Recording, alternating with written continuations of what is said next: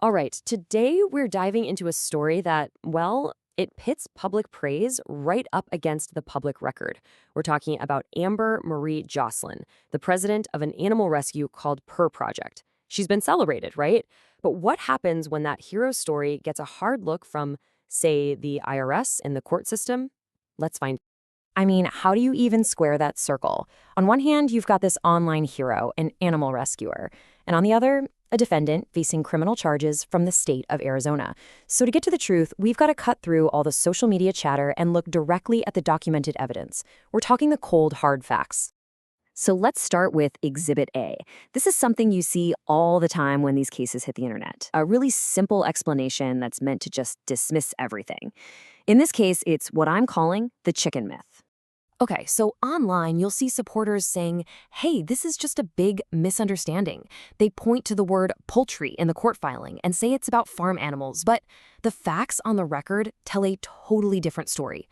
That phrase, cruel mistreat animals/poultry, that's just the standard official legal name for the animal cruelty law in Arizona. And here's the real kicker. Purr Project is a registered 501c3 charity for cats. These charges are about the animals in their care. Period. Okay, so with that myth busted, let's turn to Exhibit B. And here, we're going to pivot from the criminal charges right into the financial records. And what we found was a really dramatic shift that raises some pretty serious questions about where the money, money donated to help animals, was actually going. Let's just look at the numbers, because this is where it gets wild. In 2023, according to their own IRS tax filing, President Amber Joslin took zero. A big fat zero in compensation. On paper, she was a volunteer. But just 1 year later, that number literally skyrockets from zero to over $42,000. So the obvious question is, what on earth changed? Well, what changed was the rescue's income. Public support and donations just surged. In 2024, Purr Project's revenue topped $140,000. I mean, that's a huge success for a small rescue, right? But as we're about to see, not all of that money made its way to the animals. So here's the new financial reality. Of that $140,000 in revenue, over 30% went directly to one line item, the president's brand new salary. Just let that sink in for a second. For every single dollar someone donated to help save a cat, more than 30 cents went straight into Amber Joslin's pocket. And this brings us right to Exhibit C. And this is where the story gets really, really troubling. See, this shift in finances didn't just create a problem with priorities. It created a crisis. When you compare her personal payout to what was actually spent on the animal's most critical needs, the picture becomes alarmingly clear. So remember this number, $42,400. That's the amount the president was paid in 2024. Now let's put that right up against what was spent on the animals. $13,951. Now, according to financial audits, this was the entire amount spent on medical care for all the animals at the rescue for the entire year. So when you put those two numbers side by side, it's just, wow.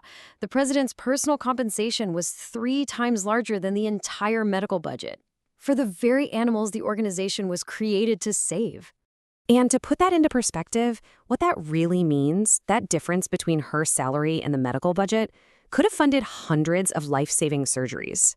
Or, get this, over 1,400 full medical workups for cats that desperately needed them.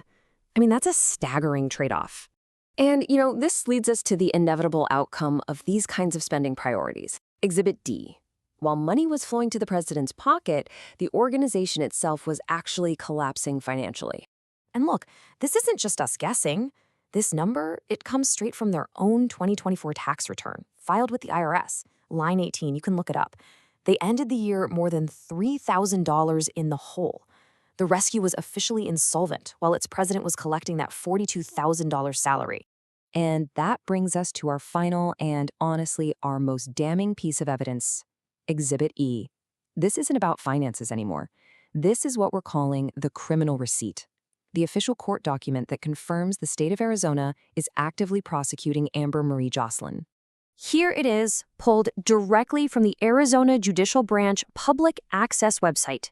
Case number J1401CM 20250000467.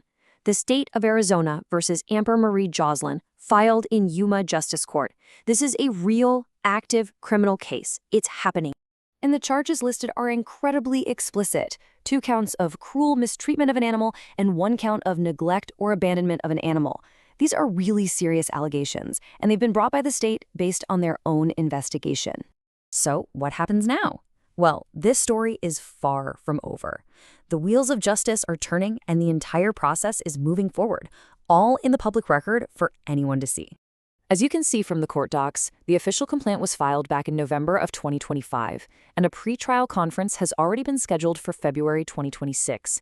This case is active, and it is ongoing. You know, at the end of the day, this entire audit, everything we've looked at, it all comes down to one simple, powerful idea. The proof is right there, in the public record. Nothing we've shown you today is some big secret. It's all out there. The IRS form with the salary and the deficit, it's public record on ProPublica. That criminal case file, it's right there on the Arizona Judicial Branch website. We really encourage you, go look for yourself. Because in the end, this audit raises a crucial question, not just for this case, but for every single charity you support. When a hero story is built on a foundation of betrayal, who pays the ultimate price?